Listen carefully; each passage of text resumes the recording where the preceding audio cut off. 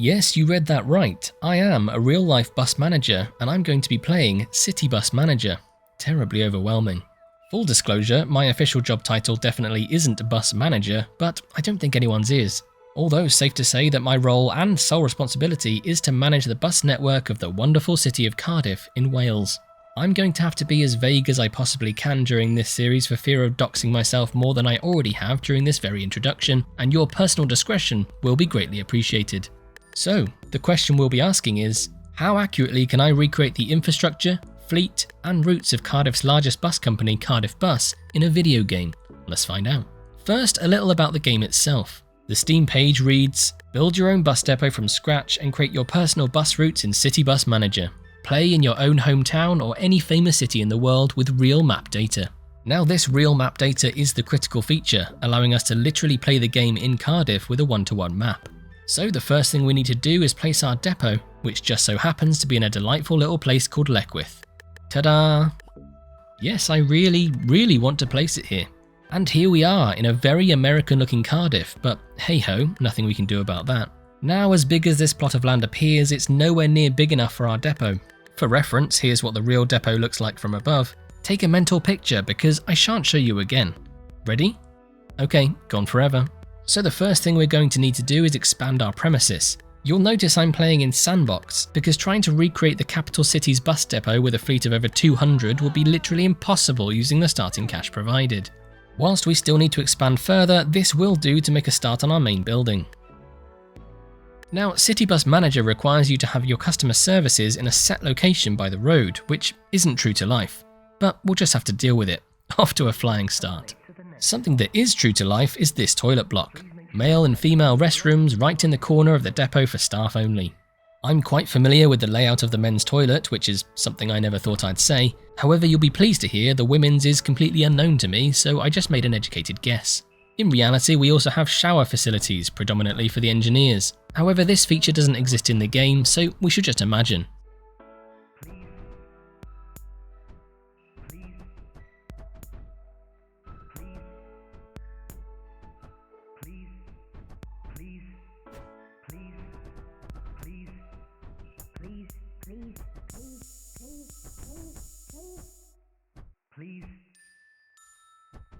With the toilets in place, I could remove the excess and I replaced it with a warehouse, or as we call it, the stores. This is where engineering keep all the spare parts for the buses. There's even a service desk, it's like Argos for buses. Apparently the US doesn't have Argos or even a counterpart, so I can't even explain that joke to you, I'm sorry.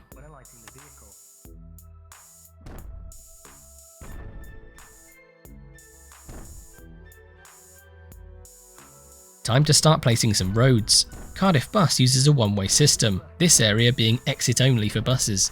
A main struggle with this build was how crude the placement of assets is. I'm used to the pixel-perfect placement of Planet Coaster, so this was quite painful, let me tell you. It also dictated a lot about where I was able to place certain things to make sure they connected properly. Time for the pits, which there are many. I'm not sure exactly how many though. Hang on, let me ask one of the engineering charge hands, Dave. We have 17 and 2 rolling road pits. Thanks, Dave.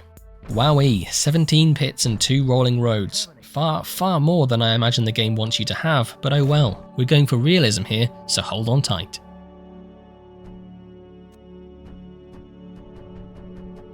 What on earth am I going to do with all these pits? We better hope our buses break down a lot. Next to said rolling roads, you'll find the mysterious lair of the engineers, an area I'm rarely brave enough to venture into. I popped back over to the warehouse to add some shelving before coming back over to the locker room. I filled it to the brim with lockers as the game requires 1 locker for every single employee. That's a lot of real estate for lockers. This doesn't even begin to cover the 400 plus drivers at Cardiff Bus, but we'll cross that bridge when we come to it.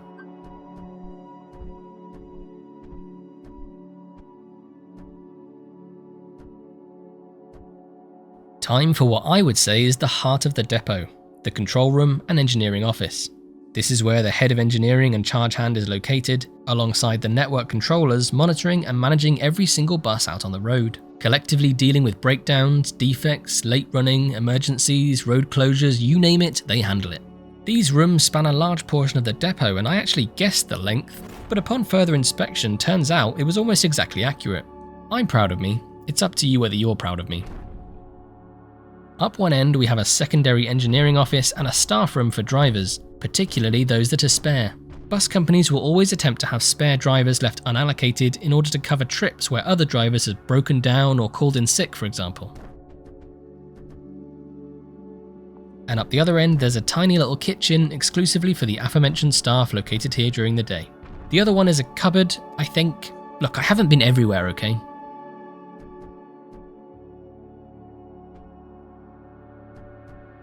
Time to start decorating as best I could with the limited pieces available, but I'm fairly happy with the outcome.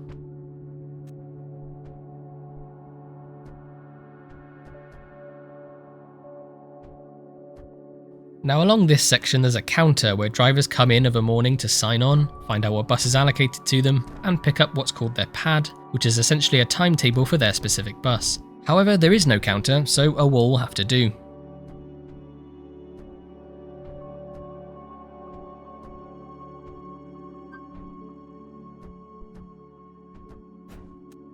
After reallocating our kitchen as an actual kitchen, I could place some cupboards, a sink, and a fridge.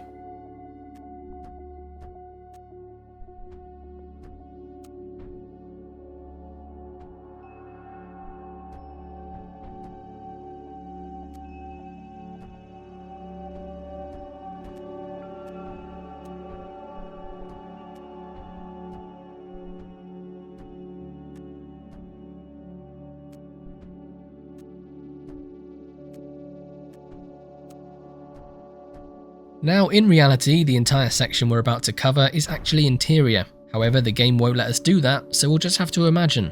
Are you imagining?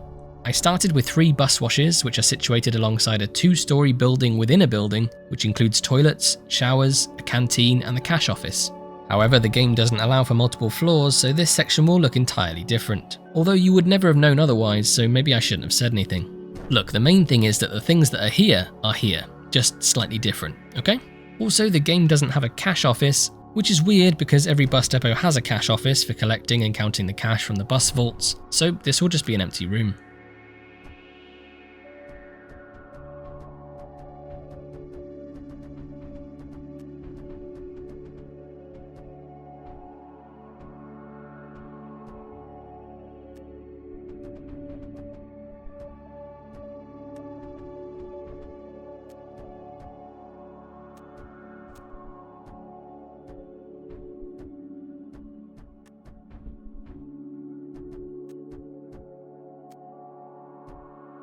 So at Cardiff Bus, fueling and washing the buses is done in one through lane. Rather efficient really. However, in-game these are 2 separate facilities, so I just placed them back to back instead. Up the top here is our entrance into the depot from the road, which comes straight into the electric bays, 35 of them. Much like the fueling and washing, our parking bays are through lanes, allowing the buses to park bumper to bumper in nice neat rows. Once again, the game doesn't allow this, with every bay requiring separate road access, thus taking up a ton more space. I squeezed in as many bays as I could, but we will need to add more later. Adjacent to the road is the paint shop, another facility that Cardiff Bus has in-house, alongside a body shop and MOT bay, but we shan't be bothering with those here. I placed down our electric chargers before making a start on the exterior bus parking. This is where most of the 200-strong fleet parks at night and will take up the majority of our depot space. In reality, there are 28 lanes with varying amounts of vehicle capacity, however that definitely won't be possible here, so I just did the best I could, ending up with 9 lanes of 11. Definitely under what we require, but we'll see how we get on for now.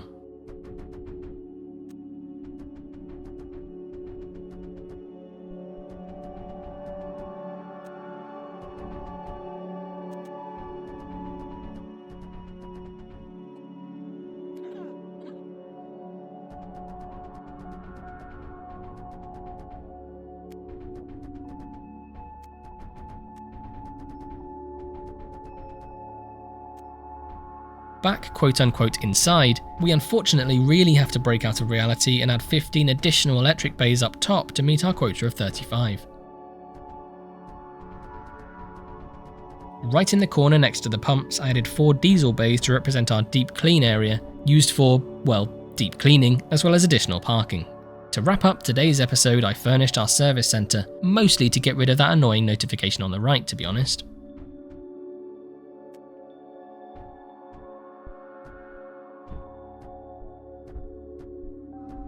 And there we have it, a fully constructed depot. Is it an exact replica? Not in the slightest, but it certainly resembles a depot and is what I feel the best that can be achieved in the game. Next time we start buying buses, a somewhat important asset for a bus company to own. If you enjoyed this video, make sure to leave a like and a comment telling me as much. If you're currently trembling in the corner of your room asking where Planet Coaster has gone, don't worry, there's plenty more to come. Catch you soon.